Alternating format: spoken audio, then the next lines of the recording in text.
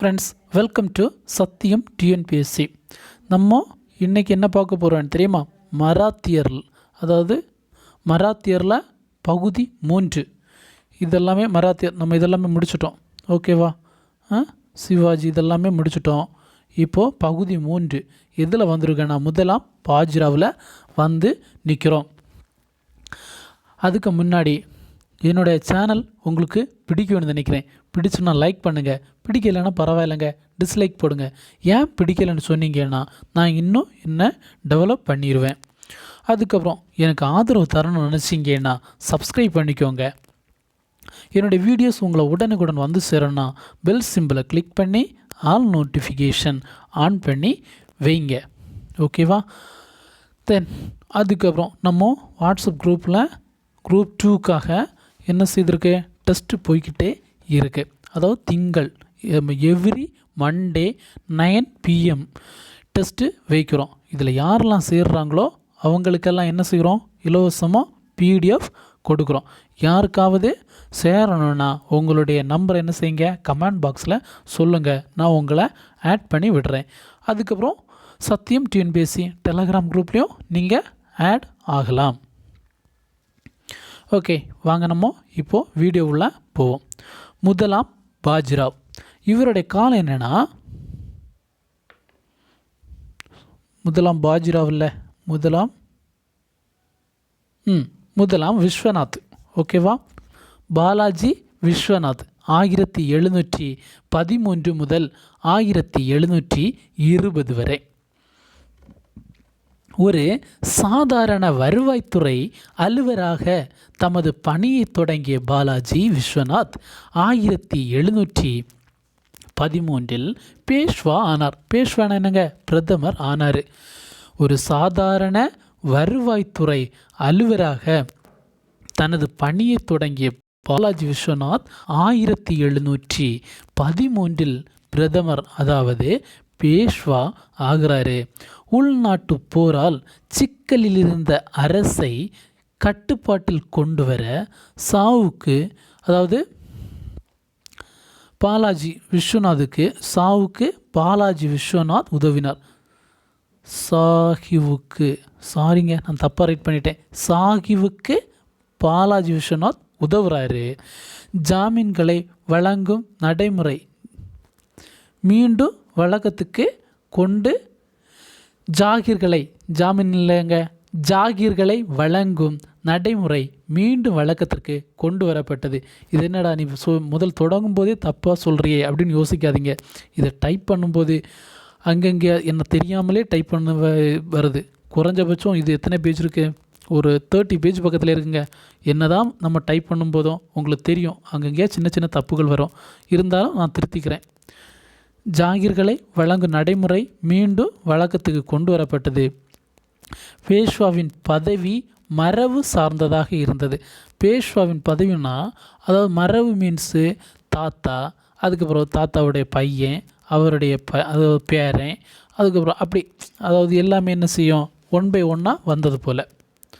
ஓகேவா? தென் அதுக்கப்புறம் யாருன்னா முதலாம் பாஜிராவ் 1720 முதல் 1740 வரை. பாலாஜி விஸ்வநாத்துக்கு பிறகு அவரது மகன் முதலாம் பாஜிராவ் 1720 மன்னர் சாஹியால் பேஷ்வாவாக நியமிக்கப்பட்டார். ஓகேவா? இந்த சாகிக்கு உதவுனது யார்? சாகிவுக்கு உதவுனது பாலாஜி விஸ்வநாத். இதே ஷாஹி என்ன செய்கிறாரு, இந்த பாலாஜி விஸ்வநாத்துடைய மகனை பேஷ்வாவாக மாற்றாரு. முகலாயர்களுக்கு எதிராகவும் ஹைதராபாத் நிஜாமுக்கு எதிராகவும் மிக பெரும் மராத்திய இராணுவ நடவடிக்கையை மேற்கொள்ள பாஜிராவ் விரும்பினார். பூனே நகரமே தலைநகர் என்றும் சத்தாரா அதாவது பூனே தான் அவங்களுடைய தலைநகரமா. ஓகேவா? எது அவங்களுடைய தலைநகர் இல்லையா? சத்தாரா அவங்களுடைய தலைநகரம் இல்லையா? நல்லா தெரிஞ்சுக்கோங்க. பூனே நகரமே தலைநகர் என்றும் சத்தாரா அண்டு மீன்ஸ் அவங்களுடைய தலைநகர் இல்லை என்று முடிவு செய்தனர். மராத்திய விவசாய போர் வீரர்களின் காலம் முடிவுக்கு கொண்டு வரப்பட்டது. இதெல்லாம் முக்கியம் இல்லைங்க. அதுக்கப்புறம் ஊதியம் வழங்கப்பட்ட வீரர்களை கொண்ட படைக்கு பாலாஜி பாஜிராவ் தலைமையேற்றார். ஊதியம் வழங்கப்பட்ட வீரர்களை கொண்ட படைக்கு பாலாஜி பாஜிராவ் தலைமையேற்றார். பாலாஜி பாஜிராவின் உறவினரான சதாசிவராவ் மூலம் 1756 முதல் மராத்திய பேரரசை புகழின் உச்சிக்கு கொண்டு சென்றார். பாலாஜி பாஜிராவின் உறவினர் யார்? சதா சிவராவ் மூலம். பாலாஜி பாஜிராவுடைய உறவினர் சதா சிவராவ் மூலம் 1756 முதல் மராத்திய பேரரசின் புகழின் உச்சிக்கு கொண்டு சென்றார். நானா சாஹிப் என்று அழைக்கப்பட்ட இவர் நல்ல நிர்வாகியாக விளங்கினார். என்னது, இவர் எப்படி அழைக்கப்பட்டாங்க? நானா சாஹிப் என்று அழைக்கப்பட்ட இவர் நல்ல நிர்வாகியாக விளங்கினார். ஆர்காட்டு நவாப்பின் மருமகன் சந்தா சாஹிப்பின் அச்சுறுத்தலால் தஞ்சாவூரை ஆட்சி செய்த மராத்திய ஆட்சியாளர் பாலாஜி பாஜிராவின் உதவியை கோரினார். ஆர்காட்டு நவாவின் மருமகன் யாரே? சந்தா சாஹிப்பின் அச்சுறுத்தலால் தஞ்சாவூரை ஆட்சி செய்த மராத்திய ஆட்சியாளர் யாருக்கு உதவி கேட்டாங்க? பாலாஜி பாஜிராவுக்கு உதவியை கோரினார்.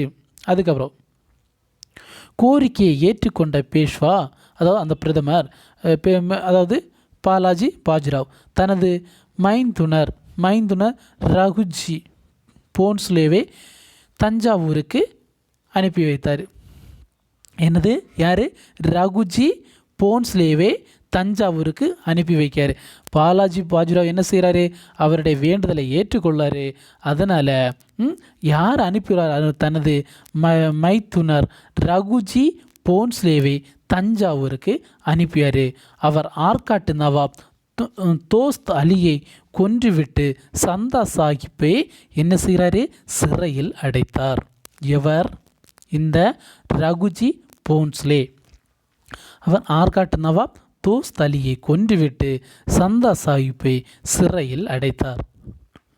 வங்காளத்தில் நடந்த இராணுவ தாக்குதல்களில் பேஷ்வா பேஷ்வானா அந்த பிரதமர் ஈடுபட்டிருந்ததால் அடுத்த பதவிக்கு வந்த நவாப் முகமது அலி ஆர்காட்டையும் திருச்சிராப்பள்ளியையும் எளிதாக கைப்பற்றினார். வங்காளத்தில் நடந்த இராணுவ தாக்குதல்களில் என்ன செய்தாங்க? இந்த மராத்திய பேஷ்வாக்களெல்லாம் ஈடுபட்டிருந்தாங்க. அடுத்து பதவிக்கு வந்த நவாப் முகமது அலி எதையெல்லாம் கைப்பற்றினார்? ஆர்காட்டையும் திருச்சிராப்பள்ளியையும் எளிதாக கைப்பற்றினார். இராணுவ தளபதிகளுக்கான அதிகாரங்களை தமதாக்கி கொண்டார். சரி, போர்ச்சுகீசியர்களிடம் இருந்து 1738 பக்சின், தானா மற்றும் சால்சட் பகுதிகளை கைப்பற்றினார். போர்ச்சுகீசியர்களிடமிருந்து எந்தெந்த பகுதிகளெல்லாம் கைப்பற்றினார்? 1738 பக்சின், தானா மற்றும் சால்சட் பகுதிகளை கைப்பற்றினார். தமக்கு விசுவாசமாக இருந்த ஹெய்க்வாட், ஹாக்கார், சிந்தியா ஆகிய குடும்பங்களுக்கு அதிகாரங்களை வழங்கினார். சரி, முக்கிய மராத்திய குடும்பங்கள் எதெல்லாம்னா ஹெய்க்வாட் அப்படின்னா அந்த குடும்பத்தை என்ன சொல்லுவாங்க? அது எந்த இடம்? எங்க? பரோடா. முக்கிய மராத்திய குடும்பங்கள் ஹெய்க்வாட் குடும்பம் பரோடா. ஹால்கார் இந்தூர். அதுக்கப்புறம் பான்ஸ்லே நாக்பூர். பேஷ்வா பூனே. சரியா? ஹெய்க்வாட், பரோடா, ஹால்கார் இந்தூர், பான்ஸ்லே நாக்பூர், பேஷ்வா புனே. சிந்தி அல்லது சிந்தியா குவாலியர். சிந்தி அல்லது சிந்தியாவை என்ன சொல்லுவாங்க? குவாலியர். அதுக்கப்புறம் தம்மை மகாராஷ்டிரிய அரசன் எனவும் ஏனைய தக்கான பகுதிகளின் தலைவன் எனவும் பேரரசர் சாகுவை அங்கீகரிக்க வைப்பதில் பாஜிராவ் வெற்றி கொண்டார். எனது முதலாம் பாஜிராவ் ஓகேவா, தம்மை மகாராஷ்டிரத்தின் அரசன் எனவும் ஏனைய தக்கான பகுதிகளுக்கு தலைவன் எனவும் பேரரசர் சாகுவை அங்கீகரிக்க வைப்பதில் முதலாம் பாஜிராவ் எனது வெற்றி பெற்றார். அது முதலாம் பாஜிராவ் போர்ச்சுகீசியரிடமிருந்து 1738 பக்சின், தானே மற்றும் சால்சட் பகுதிகளை கைப்பற்றினார். ஓகேவா. நிதி நிர்வாக செயல்பாடுகளை பாஜிராவ் எங்கே இருந்து பார்த்தாருன்னா பூனாவில் மையப்படுத்தினார். நிதி நிர்வாக செயல்பாடுகளை பாஜிராவ் பூனாவில் மையப்படுத்தினார். இவர் என்ன பீரங்கி படைப்பிரிவை இவர் என்ன செய்யலை கொண்டிருக்கவில்லை. பீரங்கி படைப்பிரிவை இவர் கொண்டிருக்கவில்லை. பாலாஜி பாஜிராவ், இன்னும் என்ன பார்க்க போகிறோம், பாலாஜி பாஜிராவ். இவருடைய காலம் 1740 முதல் 1761 வரை. பாலாஜி பாஜிராவ் பேஷ்வா பொறுப்பில் இருந்தபோது பேரரசு சாகு 1749 இயற்கை எழுதினார். ஓகேவா. அதுக்கப்புறம் அது வேண்டாங்க, இது ரொம்ப முக்கியம் இல்லை.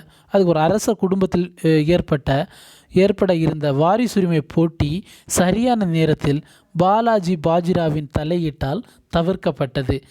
பேஷ்வா மீண்டும் சதாசிவராவால் தெற்கு நோக்கி அனுப்பி மராத்திய அதிகாரிகளை நிலைநிறுத்திய போது அவர்களால் திருச்சிராப்பள்ளியை மீட்க முடியவில்லை. இந்த ஃபுல் பாயிண்ட் பேராவும் திருச்சிராப்பள்ளி முக்கியம், அல்லது அவ்வளோ தேவையில்லைங்க. அதாவது நான் இதில் என்னது ஹைலைட் பண்ணியிருந்தேன்னா அந்த பேரா ரொம்ப ரொம்ப இம்பார்ட்டன்ட். ஓகேவா, எதுவுமே விட்டுறக்கூடாதில்ல, அதனால தான் இப்படி எடுத்திருக்கோம். சதாசிவராவ் தலைமையில் பேஷ்வா அனுப்பிய இராணுவம் 1760 நடந்த உத்கிர் போரில் எதிரிகளை வீழ்த்தியது. சதாசிவராவ் தலைமையில் பேஷ்வா அனுப்பிய இராணுவம் 1760 உத்கீர் போரில் எதிரிகளை வீழ்த்தியது. பீஜப்பூர்,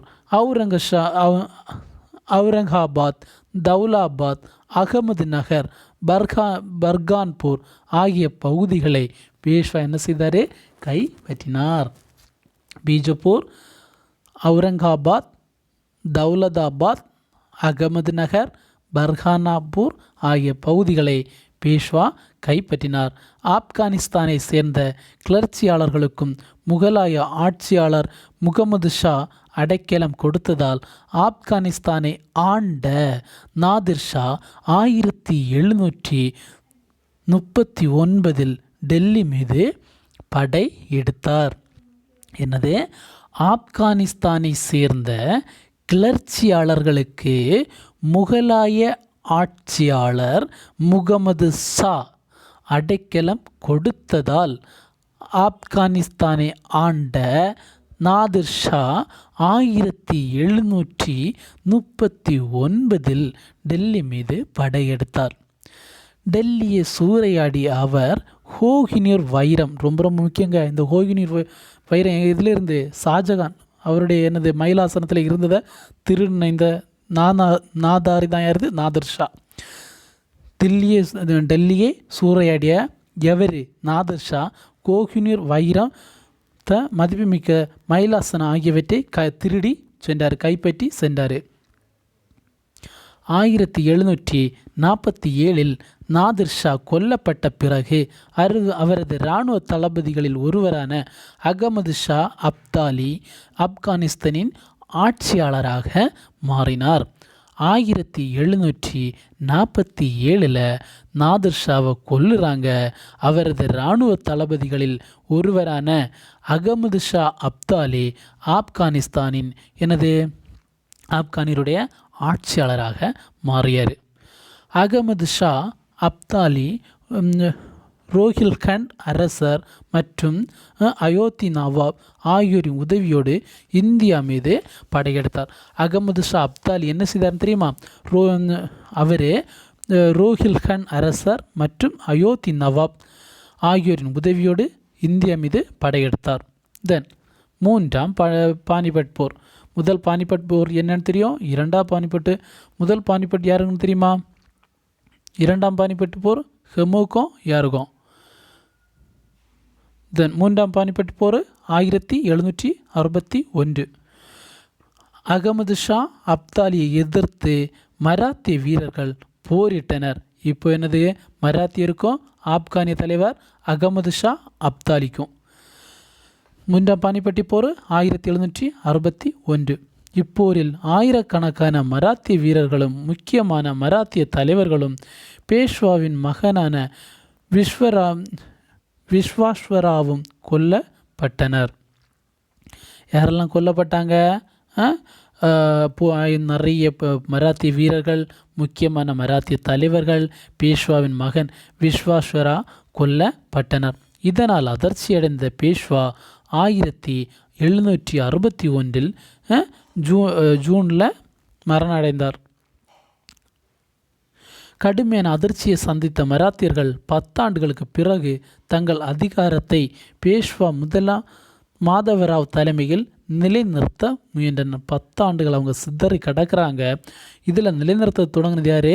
தங்களது அதிகாரத்தை பேஷ்வா முதலாம் மாதவராவ் தலைமையில் நிலைநிறுத்த முயன்றனர். பேஷ்வா இனி யாரை பற்றி பார்க்க போகிறோம்? முதலாம் மாதவராவ். பாலாஜி பாஜிராவின் மகனான இவர் 1765 முதல் 1767 வரை உள்ள காலகட்டத்தில் ஐதர் அலிக்கு எதிராக நடத்திய தாக்குதல்களில் வெற்றி பெற்றார். பேஷ்வா மாதவராவ் பாலாஜி பாஜிராவின் மகனான இவர் 1765 முதல் 1767 வரை உள்ள காலகட்டத்தில் ஐதர் அலிக்கு எதிராக நடத்திய தாக்குதல்களில் வெற்றி பெற்றார். அதுக்கப்புறம் அந்த பேரே வாயில் வரலங்க. ரோஹில் நீங்களே படிச்சுக்கோங்க. ராஜபுத்திர அரசர்களையும் ஜாட் தலைவர்களையும் அடிமைப்படுத்தி வட இந்தியா மீதான தனது கட்டுப்பாட்டை அவர் உறுதி செய்தார். அதுக்கப்புறம் 1772 மாதவராவின் மரணத்துக்கு பிறகு அவருக்கு வாரிசு இல்லாததால் மாதவராவின் இளைய சகோதரன் நாராயணராவ் பொறுப்பு ஏற்றார். ஓகேவா? யார்? மாதவராவுடைய அவருக்கு மகன் இல்லாததுனால அவருடைய இளைய சகோதரன் யார்? நாராயண ராவ் பொறுப்பு ஏற்றார். அடுத்த ஆண்டே அவர் கொலை செய்யப்பட்டதால் அவரது மகன் சவாய் மாதல் ராவ் பிறந்து 40 நாட்களே ஆன நிலையில் பேஷ்வாவாக பொறுப்பு ஏற்றார். ஜஸ்ட்டு 40 நாட்கள் தான் ஆகியிருக்கு. அதுக்கு உள்ள என்ன ஆயிடுச்சு?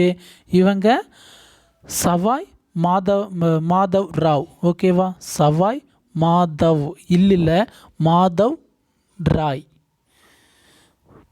பாருங்க, அடுத்த ஆண்டே அவரை கொல்லுறாங்க. அவருடைய தம்பியை கொல்லுறாங்க. சகோதரர் நாராயண ராவை கொல்லுறாங்க. கொன்னனால அவருடைய இந்த நாராயண ராவுடைய மகன் சவாய் மாதவ் இல்லை மாதவ் ராய் பிறந்து வெறும் 40 நாட்களே ஆன நிலையில் முதலமைச்சராக மாறியிருக்கார். ஓகேவா? இவர்களின் வழித்தோன்றல்களில் 2ஆம் பாஜிராவ் கடைசி பேஷ்வாவாக ஆனார். இவரோட வழித்தோன்றல்களில் 2ஆம் பாஜிராவ் கடைசி பேஷ்வாவாக இருந்தார். முதலாம் ஆங்கில மராத்திய போர் 1775 முதல் 1782 வரை. இப்போரில் மராத்திய கூட்டமைப்பு தோல்வியுற்றது. 1782 ஏற்பட்ட சால்பை உடன்படிக்கையின்படி, என்ன உடன்படிக்கை? சால்பை உடன்படிக்கையின்படி மராத்திய கூட்டமைப்பின் சால்சைட் தீவு கிழக்கிந்திய கம்பெனிக்கு வழங்கப்பட்டது. 1782 ஏற்பட்ட சால்பை உடன்படிக்கையின்படி மராத்திய கூட்டமைப்பின் சால்சட் தீவு கிழக்கிந்திய கம்பெனிக்கு வழங்கப்பட்டது. ரகுநாத ராவுக்கு பேஷ்வா பகுதி வழங்கப்பட்டது. இரண்டாம் ஆங்கிலோ மராத்திய போர் 1803 முதல் 1806 வரை. இரண்டாம் ஆங்கிலோ மராத்திய போர் 1803 முதல் 1806 வரை. ரகுநாதராவின் மகன் இரண்டாம் பாஜிராவ் ஆங்கிலேயரின் துணைப்படை திட்டத்தை ஏற்றுக்கொண்டு பக்சின் உடன்படிக்கையில் என்ன செய்தார்? கையெழுத்து இட்டார். ஆனால் மராத்திய தேச தலைவர்கள் யாரெல்லாம்னா சிந்தியாவும் போன்ஸ்லேவும் இந்த ஒப்பந்தத்தை ஏற்க மறுத்தனர். இரண்டாம் ஆங்கிலேய மராத்திய போரில் ரகுநாதராவின் மகன் இரண்டாம் பாஜிராவு ஆங்கிலேயருடைய துணைப்படை திட்டத்தை ஏற்றுக்கொண்டு பக்சின் உடன்படிக்கையில் கையெழுத்திட்டார்.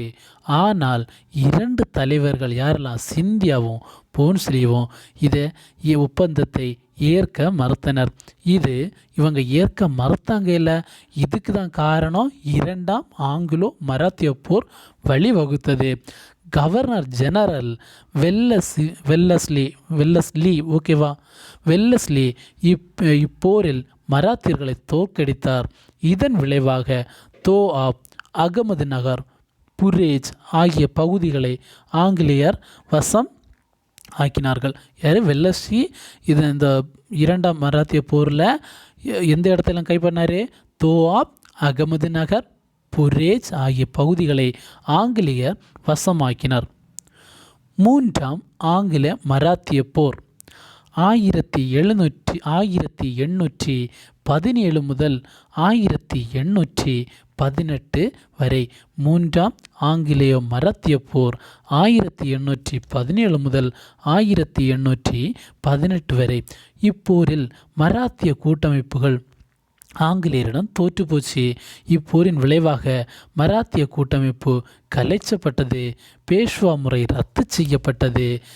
அதுக்கப்புறம் உரிமைப்படி ஜாகீர்களை, அதாவது அவங்களோட உரிமை இருக்குல்ல, அவங்களோட தாத்தாவுடைய சொத்து ஜாகீர்களை கொண்டிருந்த நிலம் அவர்களுக்கு வழங்கப்பட்டது.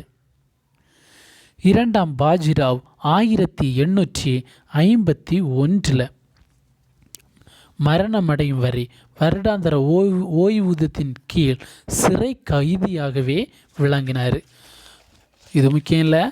அதுக்கப்புறம் சிவாஜியின் வழித்தோன்றலான பிரதாப் சிங் சதாராவிலிருந்து உருவாக்கப்பட்ட சிறிய அரசாங்கத்துக்கு அரசராக நியமிக்கப்பட்டார். சிவாஜியின் வழித்தோன்றலான பிரதாப் சிங் சதாராவிலிருந்து உருவாக்கப்பட்ட சிறிய அரசாங்கத்திற்கு அரசராக நியமிக்கப்பட்டார். பேஷ்வாக்களின் கீழ் நிர்வாகம். பேஷ்வாக்களின் தலைமைச் செயலகம் எங்கே செயல்பட்டது?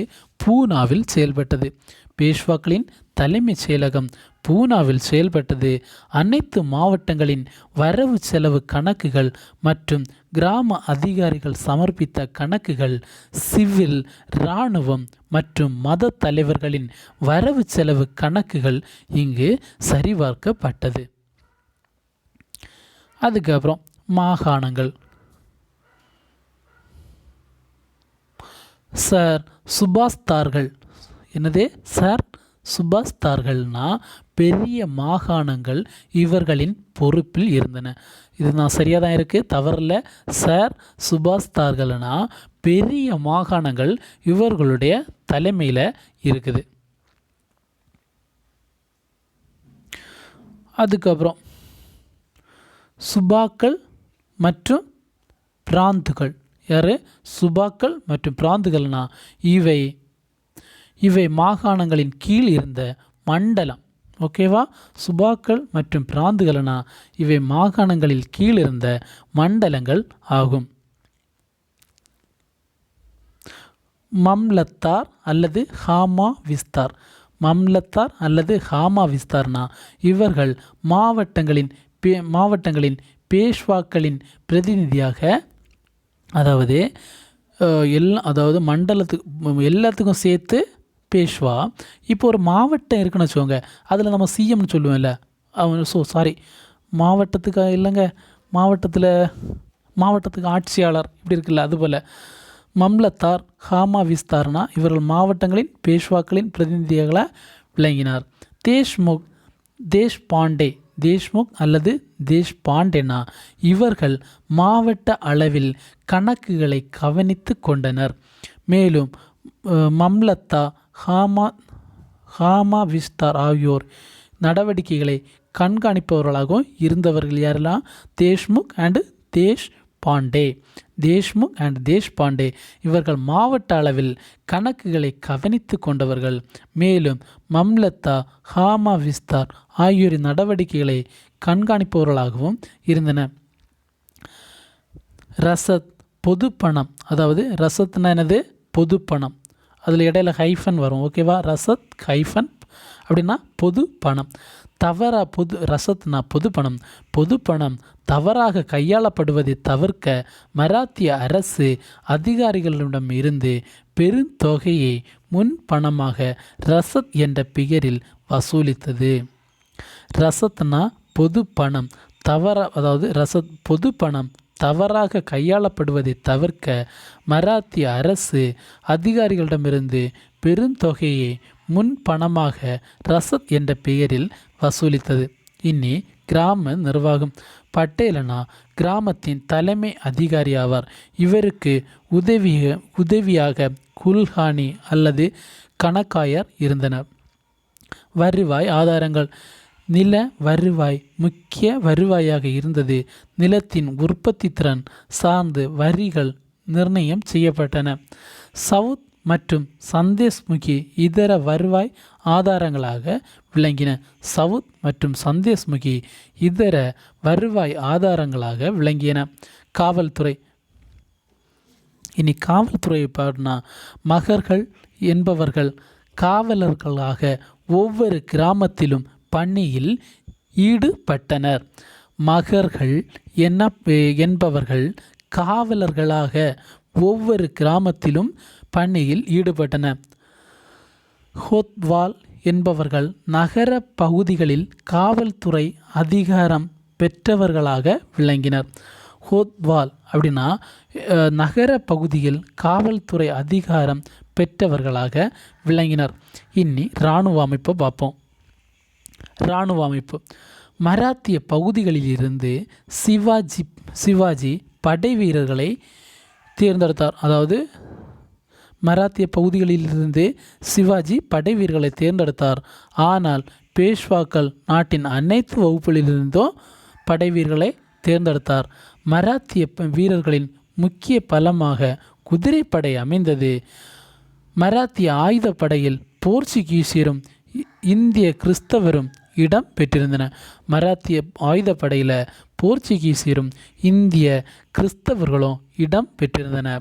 மராத்திய துறைமுகங்களை பாதுகாக்கும் பொருட்டு மராத்திய கடற்படையில் பேஷ்வாக்கள் உருவாக்கப்பட்டன. அதுக்கப்புறம் இன்னி தமிழ்நாட்டில் மராத்தியருடைய ஆட்சிங்க. இது என்னது? இது இப்படியே போயிட்டு இருந்ததுன்னா நீங்கள் ரொம்ப கஷ்டப்படுவீங்க. இது ரொம்ப ரொம்ப இம்பார்ட்டன்ட். தமிழ்நாட்டில் மராத்தியருடைய ஆட்சி. இதை நம்ம அடுத்த வீடியோவில் பார்ப்போம். Thank you friends. இந்த வீடியோ உங்களுக்கு பிடிக்கும்னு நினைக்கிறேன்.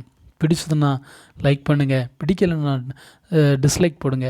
ஏன் பிடிக்கலைன்னு நிச்சயமாக கமெண்டில் சொல்லுங்கள். எனக்கு ஆதரவு தரணும்னு நினச்சிங்கன்னா சப்ஸ்கிரைப் பண்ணிக்கோங்க. என்னுடைய வீடியோஸ் உடனுக்குடன் உங்களை வரணுன்னா பெல் சிம்பிளை கிளிக் பண்ணி ஆல் நோட்டிஃபிகேஷன் ஆன் பண்ணி வைங்க. Thank you friends.